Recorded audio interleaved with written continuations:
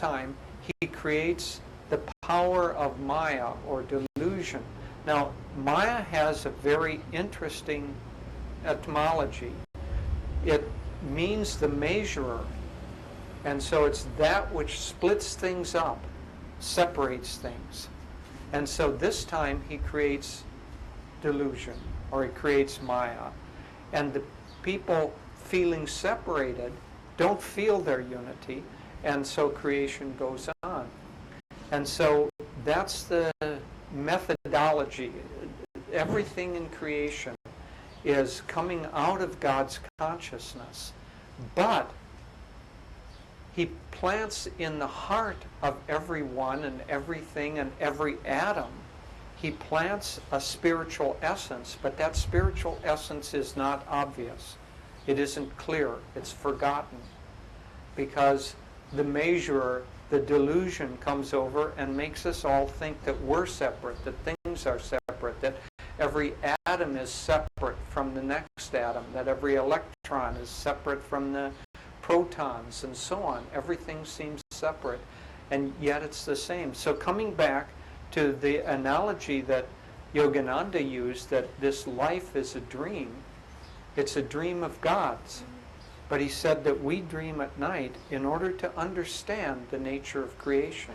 So think about when you dream at night. You create a dream, and that dream might be very complex. It might have buildings, it might have trees, it might be people, there might be a plot, there might be action, there might be tension, you might be being chased, all sorts of of things happening. So you create out of your mind a whole world. But what I find absolutely fascinating is that, are you aware, now just talking on the level of dream, in the dream, are you aware that you're creating that dream? No. Are you aware that everything in that dream is coming out of your own consciousness? No. Are you identified with that dream? No. You're identified with one character in that dream. And that character is like the ego. So take that on a cosmic level.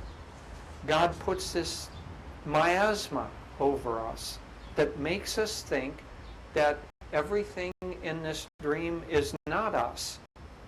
Everything is something else. It's distant. It's not me. But I'm me. I, Jyotish, am me. And all of you are not me. But we do the same thing at night in the dream. I have a character in my dream. He may not be named Jyotish. Usually it's a nameless thing. But I know that one character in the dream is me, and all the rest are not me. But you wake up in the morning, and you just kind of laugh. I mean, if you think of it at all, if you're not headed off to Pico Boulevard, you just laugh, because what a joke. I wake up, and obviously the whole dream was out of my own consciousness. There's another interesting aspect of dreams, is that when we're in the dream itself, we do not remember that we dreamed other dreams, nor are we awake to the fact that we are the dreamer itself, ourself. That dream, in and of itself, is a self-contained universe.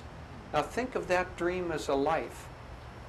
So when we come into this life is like a longer-term dream, and it holds together because it isn't us dreaming it, it's God dreaming it. And we seem to be one character in this dream, and it holds together, but it holds together as a unity in and of itself. We don't remember that we've had other dreams. We don't remember our other incarnations, because that's part of the miasma, part of the measurer, part of the way that God keeps the universe going. Because if we remembered Oh yeah, last incarnation, I wasn't named Narayan. I was named Narada. And I had this kind of a life, and I got this far in meditation. I'll just pick up, and we might remember that at 6 years old. I'll just pick up and finish it off this life. How long would creation last that way? And so in the Bhagavad Gita, Krishna says to the disciple Arjuna, the difference between us, O Arjuna, is that I remember my past lives, and you do not. So that's one difference, is that in this dream world, we don't remember our past lives. We don't remember them consciously, but what we do carry from our past lives are tendencies. So from dream to dream to dream, now I'm coming back to the dream analogy. So tonight when you dream, that character that you create in the dream tonight, it won't remember that it was a character in your dream last night. But it will have basically the same tendencies as your character in the dream last night, because it's a projection of your consciousness.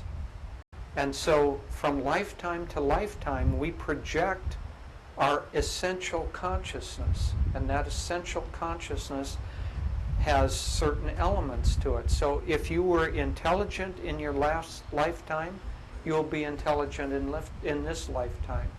If you were lazy in your last lifetime, you'll be lazy in this lifetime. If you had a tendency to violence, you'll bring that forward. All of the tendencies that you have, you bring forward into this lifetime. And that dream character that is created in this dream, and we have, just as we have, I don't know how many dreams you have at night. I usually have 3, 4, 5 that I remember, maybe more. So in a year, let's say you have 1,000 dreams. In a lifetime, let's say you have 80,000 dreams or something like that. Well, think of those as all incarnations. And so that even doesn't even begin to tell the whole story. But we'll just use it. It's scary enough at 80,000. So we have these dreams, but from dream to dream to dream, we'll carry, according to relatively recent experiences, we'll carry that forward into that dream. So the dreams that we have today will be a whole lot like the dreams we had yesterday and last week and maybe last month. But they may not be so similar to the dreams you had when you were a third grader or the dreams that you had when you were an infant. Because the tendencies that you've brought into this day are different from the tendencies that you had then. And so we gradually progress, but there isn't much difference from a single day to a single day to a single day. Okay, coming back now to the question of what is renunciation, and why should we be interested in it? Well, see, what Kriyananda was saying to that reporter is, you have dream after dream after dream. Why should you want somebody in that dream telling you how to wake up? You don't want somebody intruding into your dream and saying, no, you shouldn't be doing that. You shouldn't be doing that. Devi once had a dream where she was doing something or saying something to a person, and another person in the dream, another dream character came in and said to her, Devi, you know you're not always right. And she got a little upset. She said, at least in my own dreams I should have the control to be right, you know. So why do you want somebody coming into your dream telling you, don't do that, don't do that? It's only because having had enough dreams, taken Pico when we're actually headed to the ocean, enough times, we carry along with us the tendency to say, you know, I'm not always right. sometimes I make stupid choices, and those stupid choices don't get me to the ocean. Now, are those choices evil? They're just ineffective once you get the goal of getting to the ocean. So now I'm going to quit with the analogies. Once we get the goal of self-realization, or call it waking from the dreaming process, waking to our true self, once we get that firmly implanted in our mind, then when we're headed that way, we don't want to make those turnoffs that take us lifetime after lifetime off this straight path. So, but we don't have yet the awareness. We have an inkling of the awareness that we know that we want to get to the ocean. We know that we want to merge with God, or find self-realization, or find bliss. There's, however we term it, we know that we've got a goal, even if that goal is a little bit of a fuzzy goal, not well defined. At least we know that we have it. And now, once we have that, we don't want to keep taking wrong turns. And so now we want a navigator with us who can tell us how to go. And the navigator is a perfect image, because in the Bhagavad Gita, Krishna guides Arjuna in the battle against his own delusion, which that scripture is about. He guides him not by doing anything for him, but being his chariot driver, being his navigator. And so, in that sense, we want that navigator, we want that guru to come along with us. And he will say, don't go off there, don't go off there.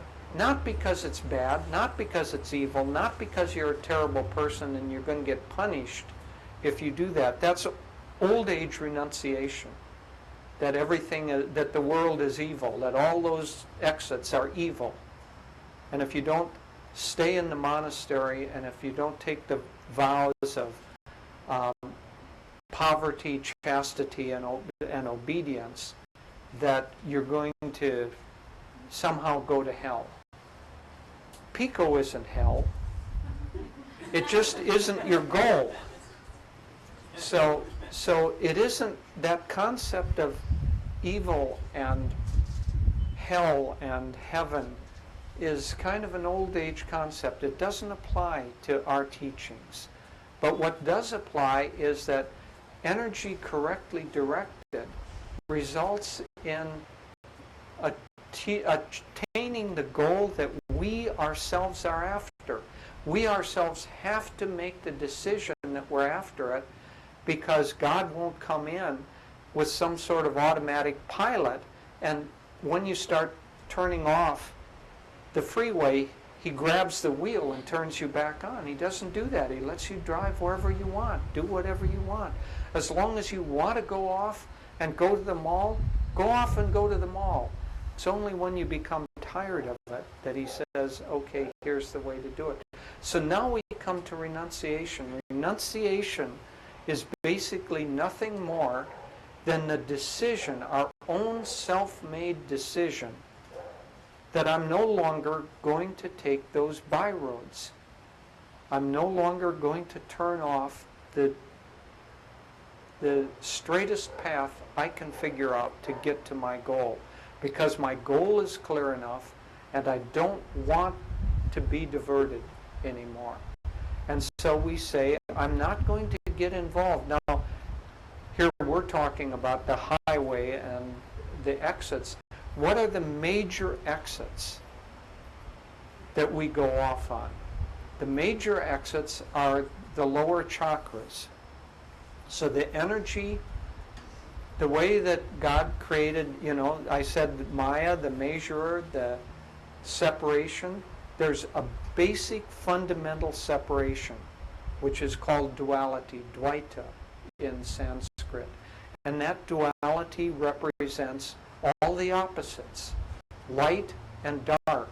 Master used to take people to the movies, and they'd be in the scene that was most engrossing to them. And he'd tap them on the shoulder and he'd point up to the light coming from the projection booth. And he'd say, remember, it's all a play of light and dark. Everything they were seeing on the screen, everything they were so engrossed in, we're talking black and white movies here, everything they were so engrossed in was just a play of duality, just a play of light and dark. And so duality, even down to the atom has a positive and negative charge.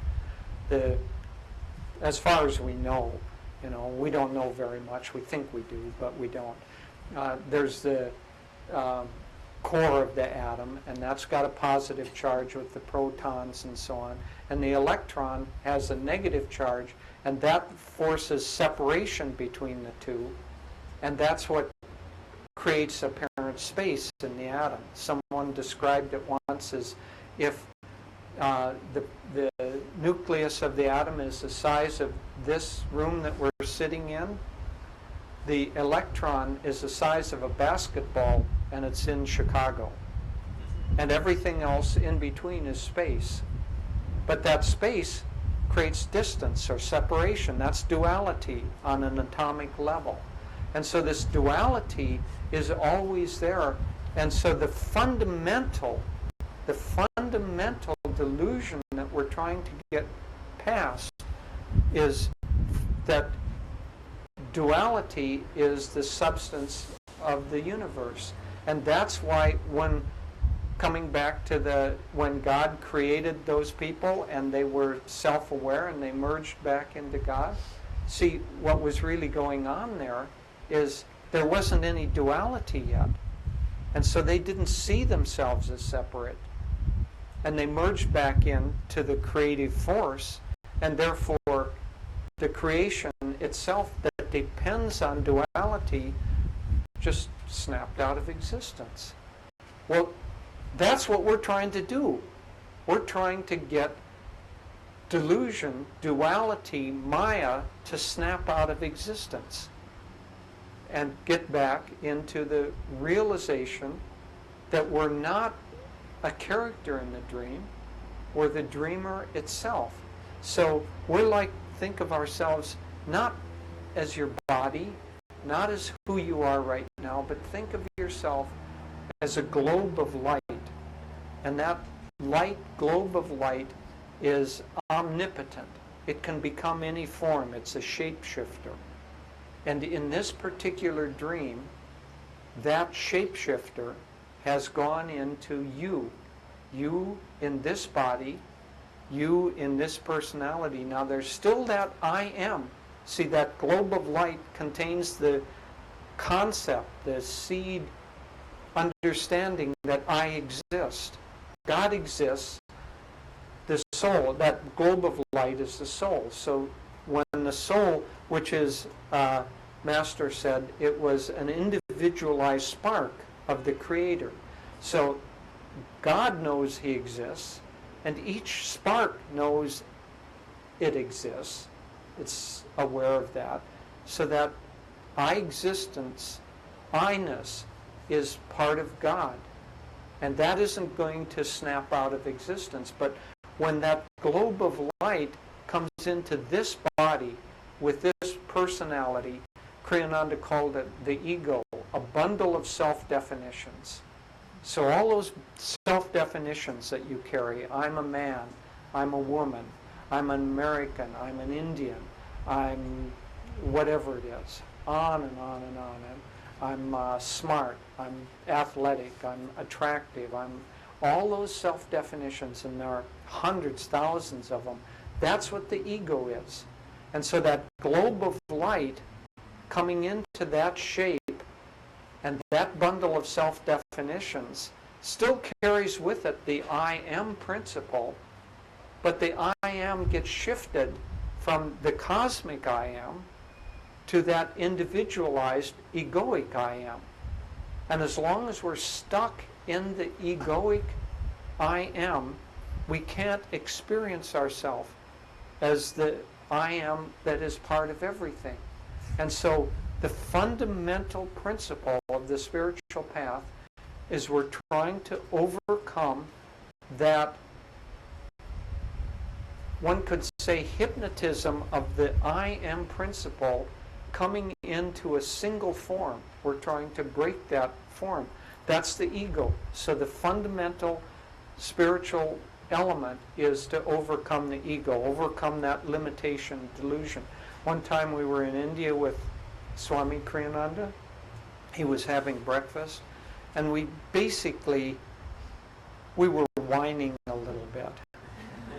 And we kind of said, Swami, it just seems to take so long. It seems to be so hard. And he just kind of stopped mid-bite. And he said, the whole of the spiritual path is to overcome the ego. And you do that by deeper self-offering, deeper attunement, and longer, deeper meditations. Now, the longer, deeper meditations may have been individualized advice to us, but we share it because it's pretty general advice. But the whole of the spiritual path is to overcome the ego, overcome that, taking the cosmic I am, shrinking it down, and making you think that it is you, this body and this personality, that is that. Okay, so that's the reason for renunciation, is because we're trying to break that cosmic, that individualized I am, and we're trying to make it cosmic. And as we're trying to make it cosmic, there are certain activities that help that and certain activities that hinder that process. Just as there are certain exits along 10 that keep you from getting to the ocean very quickly. So I want to talk about basically the bottom 3 chakras. They're the more materialistic chakras. Each of the chakras has elements of us which are aspects of who we are, kind of fundamental vibrations that bring everybody into existence. And remember, I was talking about duality, light and dark. One of the fundamental dualities is that we're all made up of life force, of energy. And in fact, Yogananda said that in our particular body, that energy enters at the medulla oblongata. And if that energy or prana entering here takes a downward direction, downward and outward, we go more into the awareness of us being in this body as this ego. If it comes here and it goes to the spiritual eye, this is where we awaken. And if that prana goes here, we go more toward the awareness that we're not this ego, we're everything. But that up and down, that call it negative direction and positive direction, is the fundamental delusion that we're trying to overcome. Now, as it goes down in the lower 3 chakras, it, one could say, enlivens or energizes the basic fundamental delusions that keep creation alive. The first one is that I have to survive. If I don't survive, I am going to die. Now, that ball of light never dies. It comes into this form. This form might go out of existence, but the ball of light doesn't go out of existence. But the fundamental delusion and the greatest fundamental fear is the fear of death. And so the bottom chakra is about keeping us in survival mode. And so it has to do with, I've got to have some food. If I don't eat, if I don't have food, I'm going to die. I've got to have food. And so territory and wars and all that stuff break out because of the survival. And I've got to have possessions. If I don't have possessions, I'm not going to make it. So the desire for possessions comes into play. All of the survival instincts are from that first chakra. And so the first vow of old age renunciation has to do with that first chakra. And so the first vow, let's say if you became a renunciate 1,000 years ago, you would maybe have gone into the Franciscan monastery and you would have taken a vow for poverty, chastity, and obedience. Poverty has to do with that first vow, that first chakra. I take the vow of poverty because I know that I do not have money, I do not need money in order to survive, in order to continue my survival instinct. Instead, I will rely on God to provide that for me. And there are some beautiful stories about St. Francis, who his monks took that vow and how they survived miraculously. The second vow, the second chakra, has to do with sex and with relationships. And the scientists would call it the perpetuation of the species.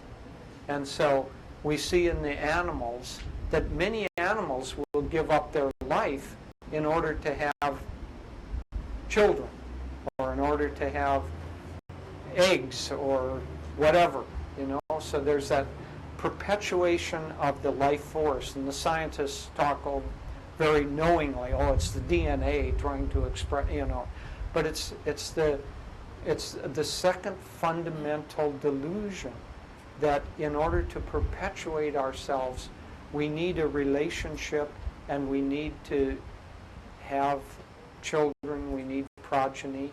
But more than that, each of these things, if we see them in an upward directed way, are deeply, deeply spiritual, because at the base chakra, what we're trying to do is become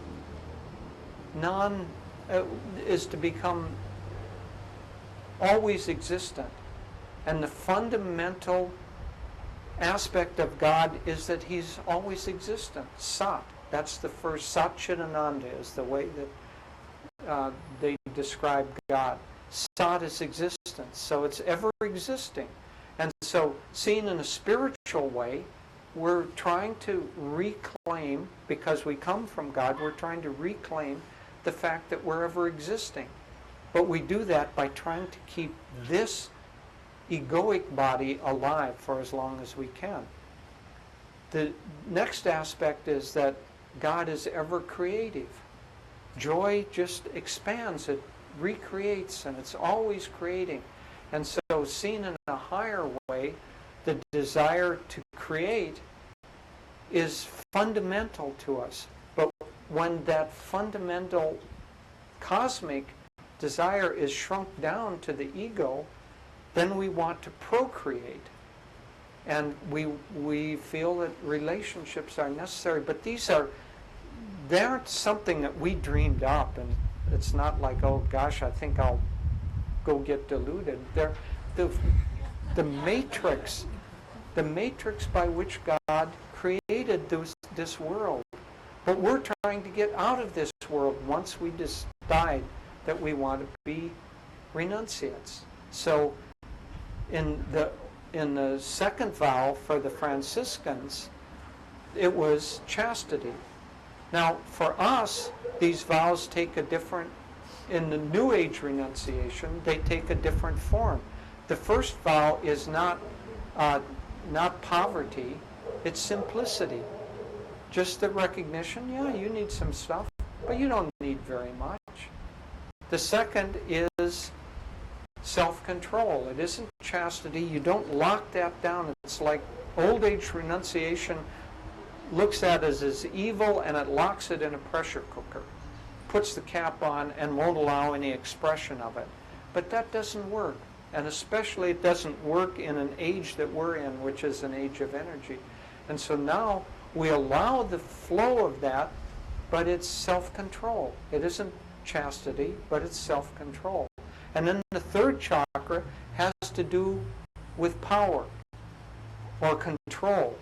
And in an egoic sense, it has to do with status, with the pecking order, with, you get a lot of money, or you get a lot of possessions, and then you get the second chakra moving in your way. You're very attractive. You're very, you have a wonderful husband or a wonderful wife. You get those two chakras working in a good egoic, positive way for your ego. And what follows is that you also get control. You get higher up in the pecking order, and then you get to feel more secure. Well, we're trying to get insecure. Not really insecure. We're trying to get the ego out of the way so that we get the ultimate security of realizing our oneness with God. So that power, or in the old age renunciation, obedience, which clamps it down, and if you're told to plant a tomato upside down, you go plant tomatoes upside down. That doesn't work in this age. So now what works is not obedience, but cooperative obedience. Our attunement, we were talking last night, but it is the thought that I want to attune my individual will with the will of God or the will of Guru. That's cooperative obedience. And so what Swami has written, and I'll end with this because Devi is going to talk more specifically on some of these things. What Swami has written is that New Age renunciation, what we're all involved in, is not clamping down the energy of those lower chakras and looking at them as if they're evil and that we must not do this, don't do that, don't do that, don't do that. Here are the rules. Here are the forms that you have to push yourself into. That's old age renunciation. Now, New Age renunciation is not, as he says, it's not world denying. It's rather to say that what we really want is to turn the fundamental direction of that prana, of that life force. We don't want it going down. We don't want it going out. We don't want it taking all those exits off the freeway. Now, 10, this becomes the ocean, and 10 becomes the spine, and we want the energy rising up the spine without going out. And so it isn't driving along saying, I can't do that, I can't take this exit, can't take that exit. It's rather samadhi affirming. So it isn't life denying, it's samadhi affirming. Samadhi is up here, samadhi is the ocean in this analogy. So you don't say Pico is evil, La Brea is evil. Oh my God, now we're coming up on all those other evil places. It isn't that. It's rather you say, I'm headed to the ocean. I want to get to the ocean, which is vast and expansive. I want to merge in that ocean, and if I take all those exits, I'm not going to get there. So I'm going to just say I'm not interested in those. They're still going to call, those malls and all the other things. They're still going to call because we have old habit patterns. But New Age renunciation is about moving toward that ocean where we merge, and that's when the ego, the soul that is identified with the body and the little bundle of self-definitions, that's when that melts and we wake up and we have the greatest belly laugh of all times.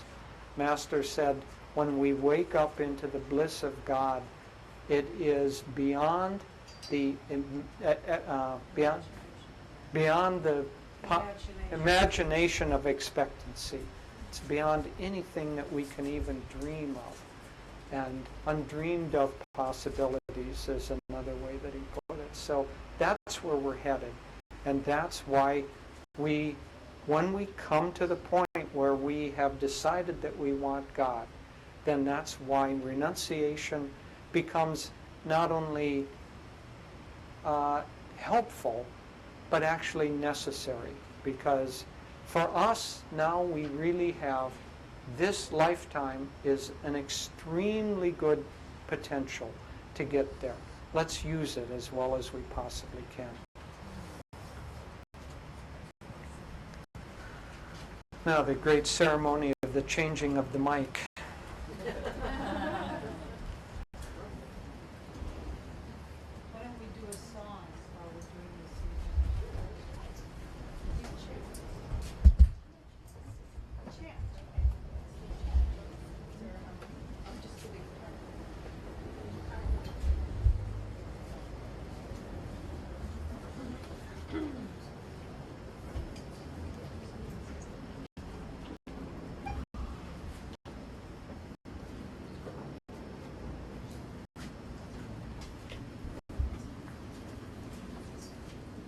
There are bathrooms inside and water if anyone needs anything. And refreshments, food, things inside. But don't forget.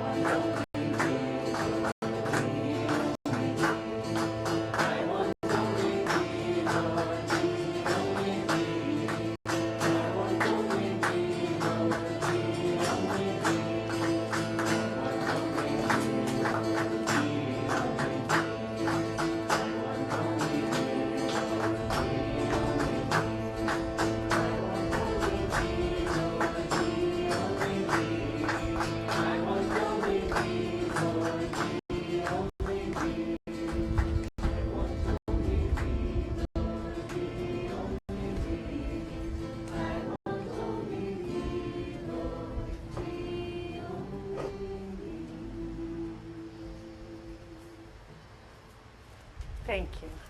And thank you. I want to say thank you to all of you who have come this morning. It's nice to meet some new people, and thanks to those who've come from South Bay and all over. Being in this open courtyard, it reminds me very much of our center in Delhi. Jyotish and I will be going to India in October. And Delhi, for those of you who have been there, is very crowded, very compact city. LA a couple of times, but the worst pollution, clutter, dirt on the streets, so forth. But we were able to find a center. It was really a gift from God, not unlike this place, except it's residential. We can live there. But it has this beautiful open courtyard just like this. And that's where we have the classes and satsangs, kirtans. But the woman and one of the women in charge there, her name is Daya. There was a lot of ambient noise, just as there is. And so she put up speakers all over the courtyard, and she plays a tape or a CD of forest birds calling all the time. So you're sitting out there and you're hearing these birds everywhere. And we say, where are the birds down? So that's just a tape. That's just a tape we play. But we were sitting out there once having tea, and all of a sudden this big hawk swooped out. It was looking for the birds, It was just us. It was no. So also I wanted to, there used to be I think the guy died, Paul Harvey, but he used to do the rest of the story. So Jyotish told the story of Narada, but he didn't tell the rest of the story, which was so you heard the story of Narada and Krishna, but we had a friend named Narada we had an ashram in San Francisco at one time, and we were getting a mailing out. And we needed some stamps. So Narada was visiting. He didn't live there. He lived at Ananda Village. And we said, Narada, could you just go down to the post office? It's just a couple blocks down and get us some stamps. And we were, we got the mailing already, and this was in the morning and then lunchtime, and Narada never came back. Finally, in the afternoon, he came back, late afternoon, he came back with some postage stamps, and we said, Narada, what happened? And he said, I went down to Union Street, and there was this movie theater, and they were playing this movie I really wanted to see. And then there was a Haagen-Dazs store, and oh my God, they had all the and we said, Narada, we sent you out for postage stamps 6 hours ago, and here we find you playing on Union Street. So anyway,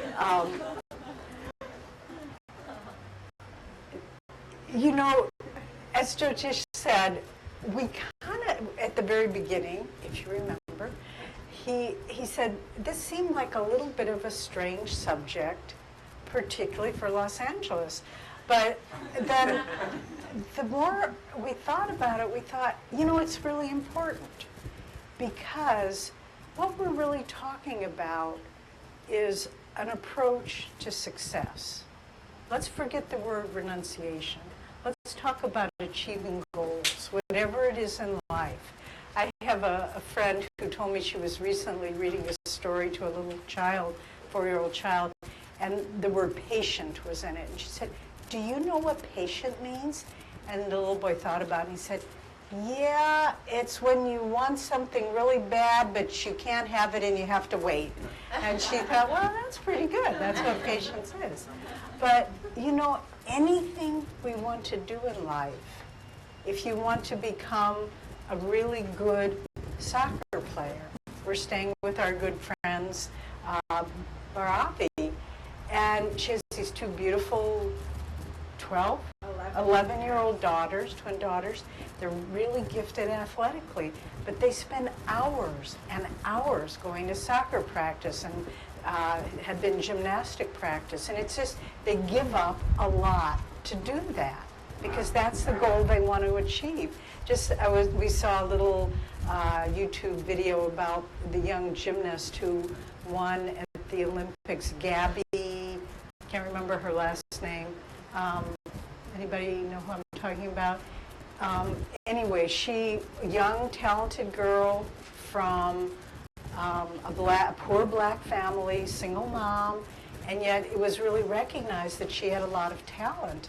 And so her family her mom gave up everything. They let her go live with another family across the country so that she could train with this coach. She didn't see her family show them once in that year.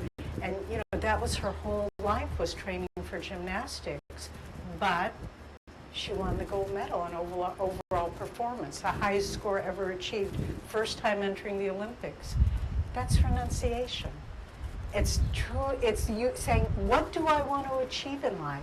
If you want to be a doctor, you don't just say, I really like to help people, and maybe I'll just, really think pretty thoughts, and I'll wear kind of white clothes, and when they come to my office, I'll just say, oh, you're going to be fine.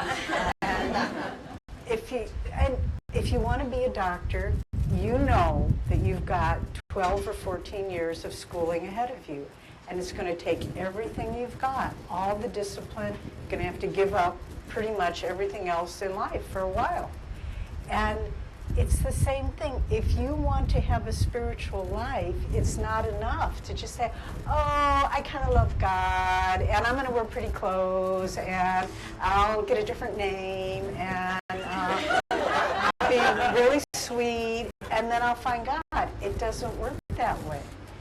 You have to put the same amount of effort into somebody who wants to be a gymnast or a doctor or a cinematographer. These things take discipline. They don't come just by being a pleasant person. And the search for God does not happen just by being a pleasant person. I think every single person in this room has had something they've had to overcome in their life. Either a physical disability or an emotional problem or being born in a country where there was limited freedom. And we knew if we wanted to overcome that, we were going to have to put out the energy to do it. And so this comes back again. Let's call New Age renunciation focused energy for a goal. That's really all it is. And if you look at it that way, it takes, everybody can kind of relax their chakras. They don't have to think, oh God, I did this, I did that. You know, I'm out of the ballgame. It's not about that at all. Look at what you have accomplished in your life. Everybody just take a moment and think of anything you've ever really wanted to do and what it took for you to get there. I mean, it could be raising a child. The discipline of being a parent of a young child is huge. Being a parent is essentially about renunciation. And anybody who's raised kids knows that. You give up your life, you give up your desires, you give up. I know when we were, recently, there's a young man sitting here named Sunil who worked with us. He's embarrassed, I'm sorry. I shouldn't have done that. But he was part of the team, the film team. Is the line producer that came to Ananda to film The Answer. And that time, the month that we were in Ananda, we were all working on The Answer is a film about Swami Kriyananda's life. It was it was so, I mean, like from the moment we woke up till the moment we went to bed, phone calls, problems, crises, on and on and on. And I said, Jyotish, this is like having a new baby. I mean, like, it was like brushing your teeth was a real accomplishment if you could get that done. But so anything we want to do, we have to put in the time. If you want to grow spiritually, you have to put in the time.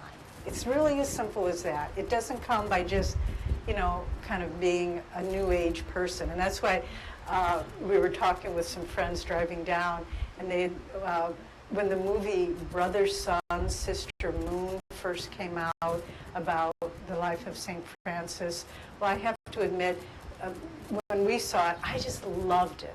And Swami Kriyananda saw it, and he hated it. And he just said, this is such a misrepresentation of a saint, because it was just, kind of floating in meadows of golden flowers. And he said, that's not what it takes. To me, where I was, starting on the path, I found it inspiring. And it was probably good, because I didn't know what the journey was going to be like. And you never can know, and that's the good thing. I mean, God, I remember, though, one of the very first talks I ever heard Swami Kriyananda give, summer of 1969, meditation retreat, handful of people there, and Swamiji said, is that okay? And Swamiji said in one of his talks, I had just come, and he said, make no mistake, God is going to ask everything of you. And I just about turned on my heel and walked away. I said, hey, I came here to do some hatha yoga. That was really all I was interested in. But somehow I filed that way in the back of my mind. And I thought, well, we'll deal with that one later. But it's true. And then every stage of the way, when things would happen, like forest fires coming and burning down your house and losing every single thing you owned, you brought out that little card that you filed away there. And you said, oh, God takes everything. Okay, I know what's going on now. And you put it back and you think, well, I won't think about that one for a while. But then on and on and on you walk. But the beautiful thing of it is, and I say this to reassure you all, God won't ask anything of you that he knows you are not ready to give up. Sometimes you don't know you're ready to give it up. But then when it happens, you say, I wouldn't have made this choice, but I can do this. And so in all of our lives, and just, I mean, I know many of you, and I know many of you have gone through losses and had to give up things that it wasn't your choice. but then you walk through it and you think, that was good. I would have gone on with that life pattern forever, and I would have been stuck. And so God watches, and he says, you know, my child, it's time to put those toys away. I'll give you some other toys to play with. And you go, but I like my Legos. And no, it's time for something else.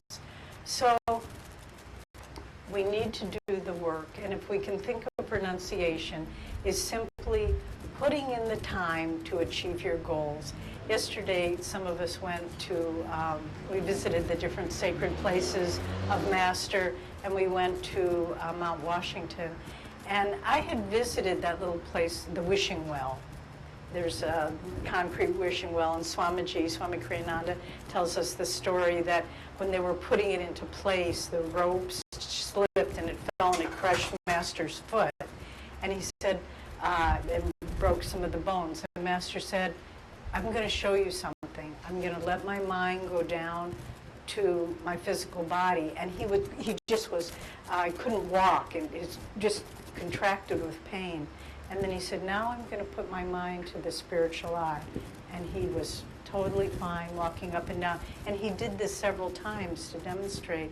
But we were walking around the wishing well, and I had actually seen that Master's hands and footprints were there, but I never read before what he wrote in the concrete. There's cement. I'm not sure what the difference is. But anyway, he wrote 3 things. One was, awake and sleep no more, Paramahansa Yogananda. And I just stood there and I said, okay, I want that. And then you go around the side, and he said, to self-realization, I give my hands, my feet, and my soul, because his hands and footprints were there in the cement.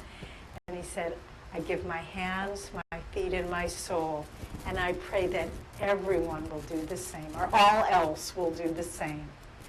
And I just thought, oh, that's wonderful.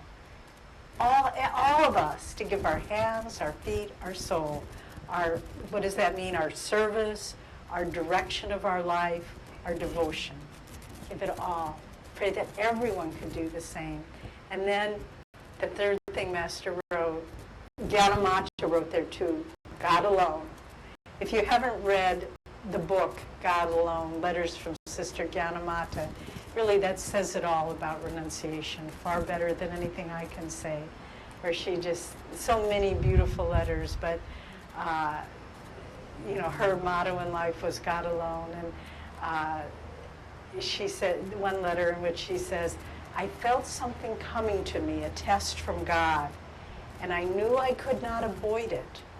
I knew even as I was thinking of it, it was moving towards me.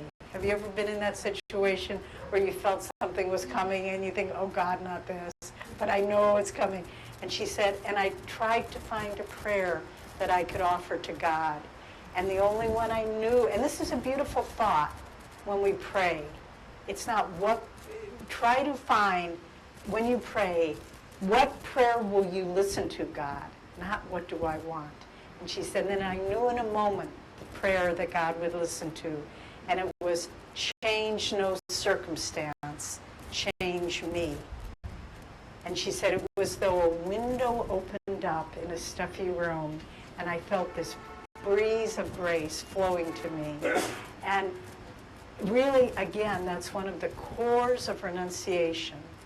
Don't expect the world to change to make you happy, but you change yourself. And why is that renunciation?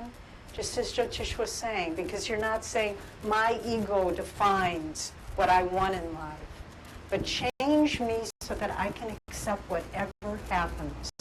And I know the moments in my life when I have been able to accomplish that have been some of the most, just as Gyanamata described, like a window opening in a stuffy room, and you think, wow, this used to drive me nuts, this situation. And now I look at it and I just think, what was the problem here? I can just see it with total equanimity. And so Gyanamata's hands were there in the concrete, God alone. And then one of my very, very favorite prayers of Master, and in fact, whenever we're asked to give Sunday service, I always close. Jyotish usually does the opening prayer. I do the closing prayer. And I just always say this: may thy love shine forever on the sanctuary of our devotion, and may we be able to awaken thy love in all hearts. And that was the last thing Master wrote around the wishing well. And it was like his way of saying, I'm watching, I'm with you, I'm here. And so as we look at our lives, how do we, if our goal, I mean, I was many years on the spiritual path before I could say my goal was liberation. For many years, it was, I'd like to make spiritual progress. I'd like to feel God more in my life. I'd like to be a better person, more in tune with God's will. But it takes many years before you kind of walk on that road and you say, that's good, but it's not going to get me to the ocean. If I want to get to the ocean, I have to really want to know God. And so if that's our goal, or even if it's not the complete goal, what's going to take us in that direction? I wrote a couple of things on the board here. I hope you can see them, even though I spelled one wrong. Let's see there. Sri Yukteswar, who is one of the not so accessible, let's put it that way, of the gurus. You know, he's disciplined, stern, no nonsense. You know, even somebody, Swamiji told us that somebody was looking at a picture of Sri Yukteswar, a direct disciple of Master, and the direct disciple said to Master, oh, I was looking at Sri Yukteswar's picture, and there was so much love in his eyes. And Master said, there was no love in those eyes. And, you know, I mentioned the forest fire. Jyotish and I and everyone living at Ananda were burnt out at the time. We lost everything. Not burnt out, burned down. And so we were living in this little bitty trailer. But one of the things that they had salvaged from one of the buildings was this big triangle-shaped painting that someone had done of Sri Yukteswar in lotus pose meditating. And so our trailer was very small, but we had this big painting, you know, like life-size painting of bigger than life-size, of Sri Yukteswar, and it was right. And so I had to look at that every day, and it was perfect because it was like, you know, like, get on with it, you know. So you lost a house and some bedding and belongings and pots and pans. What difference does that make, you know? And it was just perfect, you know. It was just like, and I couldn't feel sorry for myself when I looked at Sri Yukteswar because it was like, you know, it's so unimportant. Anyway, Sri Yukteswar, one of the things he said to Master, he said, learn to behave. If you want to find God, learn to behave. And what that implies is, again, the self-discipline it takes to achieve a goal. If our goal is God, what are some behavioral disciplines we can take? What does it look like? There's a wonderful passage in the Gita. What are the marks of a realized man? How does he live in this world? And that's part of the reason that the avatars, Christ and Krishna and Yogananda and our line of gurus, it's part of the reason they come into this world, because it shows us this is what it looks like. It's not enough just to think of them as far away. So I just kind of, Swami gives a number of listings of things, but I kind of synthesize them into things to avoid. Attachments. Does that mean we can't have anything? Swami Kriyananda, and I'm going to use him as an example for a lot of these things. In 2010, Swamiji, Jyotish and I, and Swami's staff came down and lived in Los Angeles for, it turned out to be 7 months. And we did teaching, we were getting the center started, and we were staying with our dear friend Bharavi. Swami loved gadgets. He loved electronic things and clever things. And there's a catalog, some of you may know, that Hammaker and Schlemmer catalog. And so right before we left Ananda Village, he went through that catalog. We couldn't figure out what he was doing. He had ordered dozens and dozens of things, and he said, ship them to Baravi's house. And so when a few days after we arrived there, we're guests, trying to fit in and not upset the rhythm of their household. These big boxes arrived, and her two daughters, it was the funnest thing. We were just opening up all these insane things. I mean, just these gadgets and electrical head chargers and mosquitoes, personal mosquito zappers, and just on and on and on and on. But he showed us, it's not that you don't have things, but he ended up giving most of them totally away. He enjoyed them for a moment, and then he just said, oh, you'd like this, and you'd like that. And so to enjoy the world, but without a sense of, this is mine. There's a wonderful fellow at Ananda, Joseph Cornell Barat, and he's written the Sharing Nature books, and he was telling us, he's been awarded internationally, for those of you who don't know what the Sharing Nature books, as one of the, in France, he was awarded named one of the 100 guardian angels of the planet. And his book was named one of the top 10 books by the Boy Scouts of America for nature education. His method of nature studies is what's used by the national public schools in Japan, so he's very well recognized.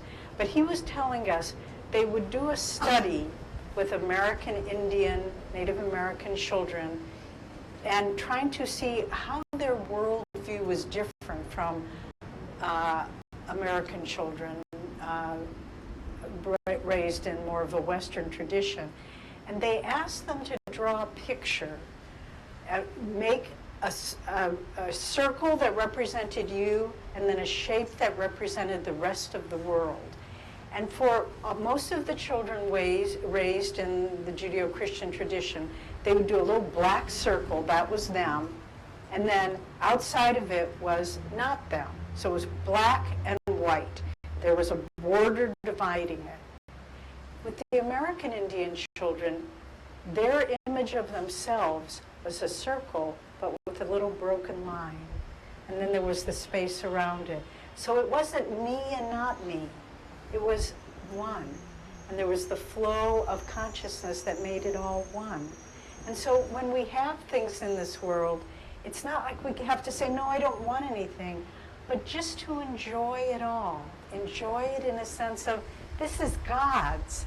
I remember shortly after Jyotish and I were married, I was putting away some clothes in his drawer, and there was this little white or blue shirt, a blue button-down shirt, button-down collar, Oxford cloth. And I just said, oh, what a beautiful shirt that is. There was nothing special about it, really, when I think back. And he said, oh, Swami gave me that shirt. But I noticed that everything that Swamiji had an aura of beauty around it, because there was never a sense of personal attachment. And in that way, he could move vast sums of money all over the world to build an international work, but there was never any attachment. Recently at Spiritual Renewal Week, Lakshman, who many of you know, he served as Swamiji's secretary for 23 years, he told a story that Swami had accrued a great deal of frequent flyer miles that he didn't really need. And they were booking a trip, and they on a different airlines, and they could have used, Lakshman found out, hey, we can sell the frequent flyer miles and use that money to buy these other tickets. And so he went to Swamiji and he said, Swami, we can sell your frequent flyer miles and get money. And Swamiji said, he's just like a little child. What would I do with money? And Lakshman said, yeah, okay, let's think of another strategy. So I think they gave them to someone else. But in any case, just that kind of discipline, that whatever you have, be willing to give it away. Don't own anything that you think, not this, not my most beloved guitar. Be willing at least in your heart to say, if somebody needed it more, I would give it to them. So anger. You know, we were driving in the car yesterday, and we were in the car a lot yesterday. We were driving all over, and you can learn a lot inside a van for 8 hours or something. and Dharma Devi said to Narayan, she was navigating, who was driving, something like, "Oh, I think we made the wrong turn, and we're gonna be late," or something like that. And Narayan just said, "Oh, it's okay. It'll all work out." And I just thought, in my life at Ananda, how many times something has come up, like, "Oh, the community just burned down. It's okay, it'll all work out," you know, or you know, we're just being sued with this incredibly complex lawsuit. We'll get through it. Don't worry about it. And I've seen that every day of my life at Ananda, where people just don't react with, "That can't happen," and "Oh my God, why did you do that? You're such a fool." It's just like, it's going to be all right. And you know, the beauty of it is, it always is all right. It always is all right. I'm looking at one of our dear friends, Shanti Dev, who you were part of the group, weren't you? He's one of our leaders, and he's the manager of the community in Assisi. And there was a person, we never really knew the motivation, but they leveled these charges against Ananda Assisi, saying that we were a branch of the mafia, and on and on and on. And they actually came and arrested 12? 9. And Shanti Dev was one of them. And they spent some time in this kind of a medieval fortress, which was the prison in Perugia. They were just there for a weekend.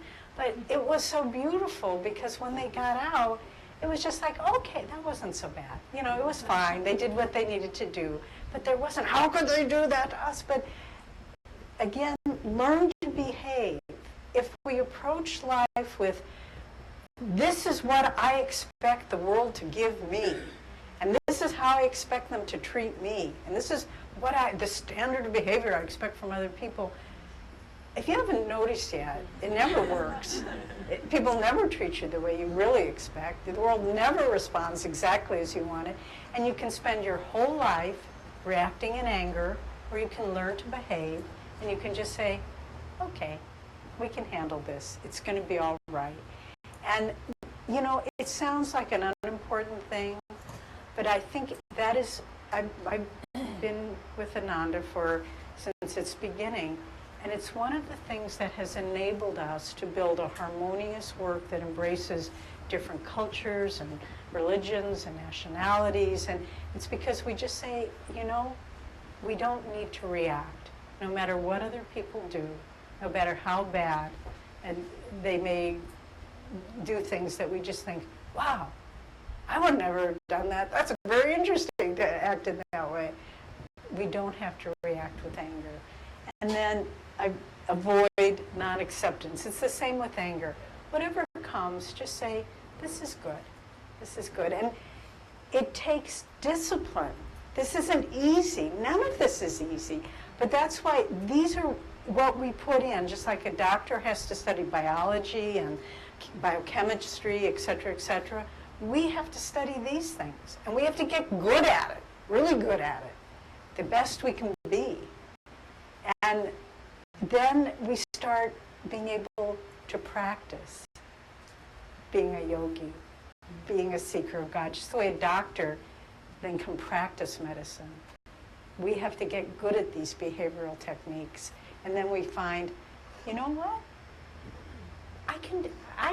Someone asked last night, what is attunement? How do you know if you're in tune?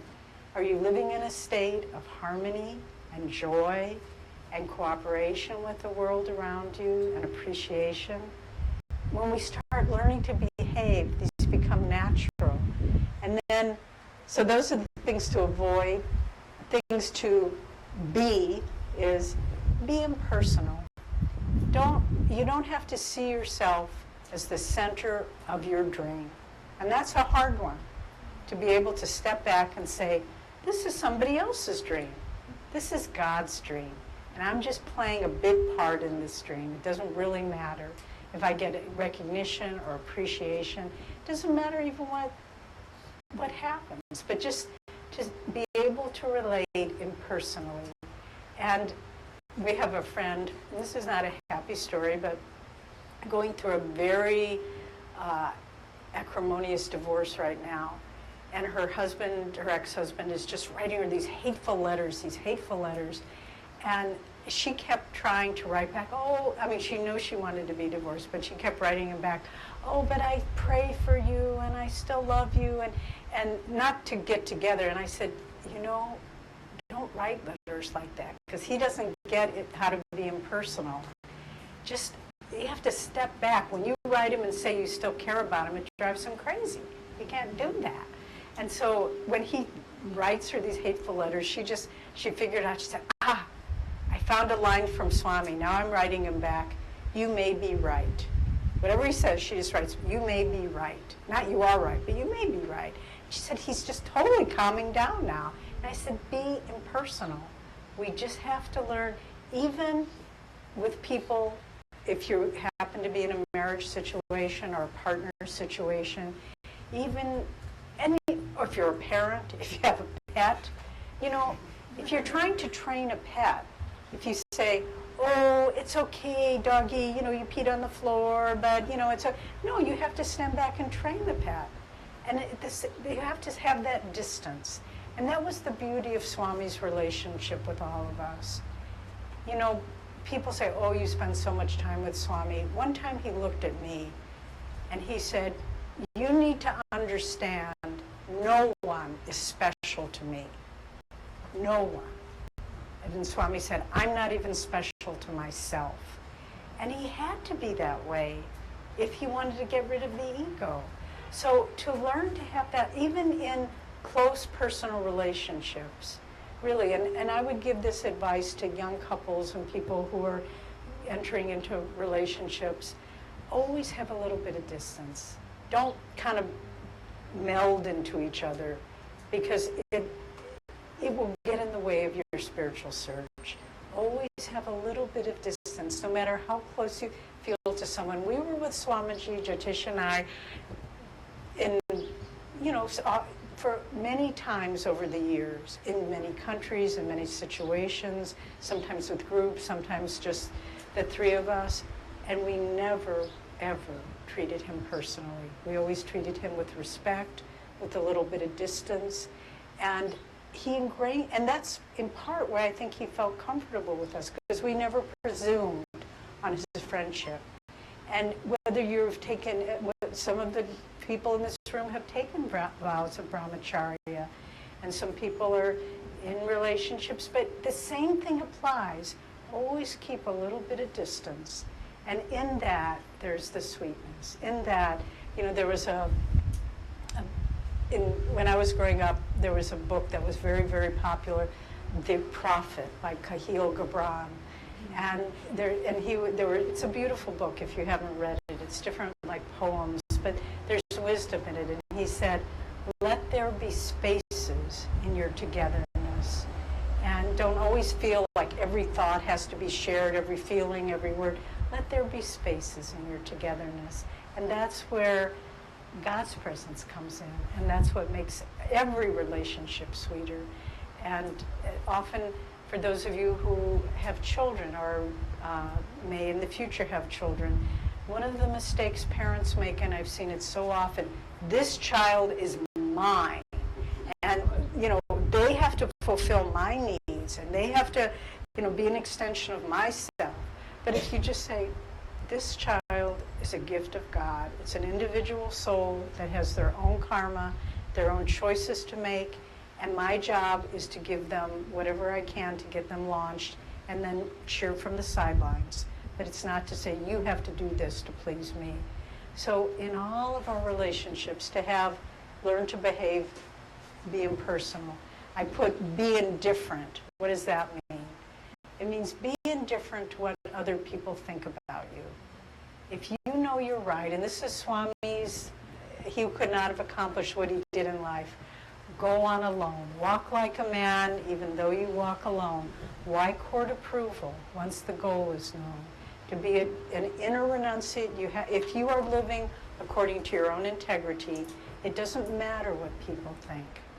You know, we were working with a group of people recently, and well,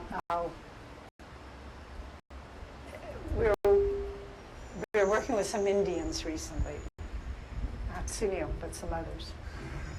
And it was very difficult. There was a lot of disharmony and conflict. And we were talking with one of our dear friends, Nayaswamis Jaya, who lived in India for a number of years. And we said, Jaya, every step we take to try to bring reconciliation and cooperation, it just gets worse. And he smiled. And he said, yes, you're getting a training course in living in India. And he said, but remember this, if you are living with integrity, and trying to do dharma, right action, he said, everyone will know it, and in the end, they will respect you.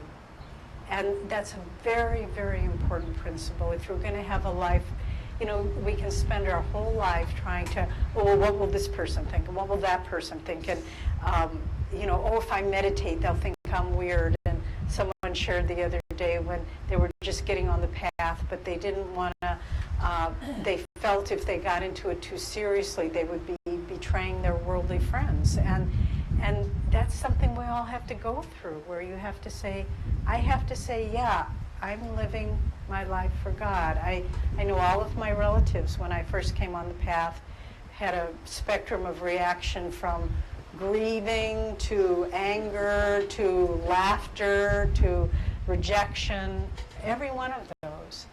And yet I knew I couldn't go their way. I know going their way would have been death for me. And so I just said, I've got to do this, whatever they think. I just had to put up a tough skin. And I didn't see many of them for 30 years. And then recently, it was so beautiful because some of my relatives who really had rejected me for more than 30 years, didn't want to have anything to do with me, invited us to come to their home for the weekend. Jyotish and I went. And they were so open and asking genuinely what we're doing. And we showed them the movie. We got a pirated copy of Finding Happiness. And they were weeping. They were weeping. And another relative said, I said, I know you always thought I was crazy. And he said, no, I never thought you were crazy. He said, he was weeping, and I'd never seen him weep for a long, long time. And he said, I'm so impressed with your life. You found what you wanted early on, and you never wavered.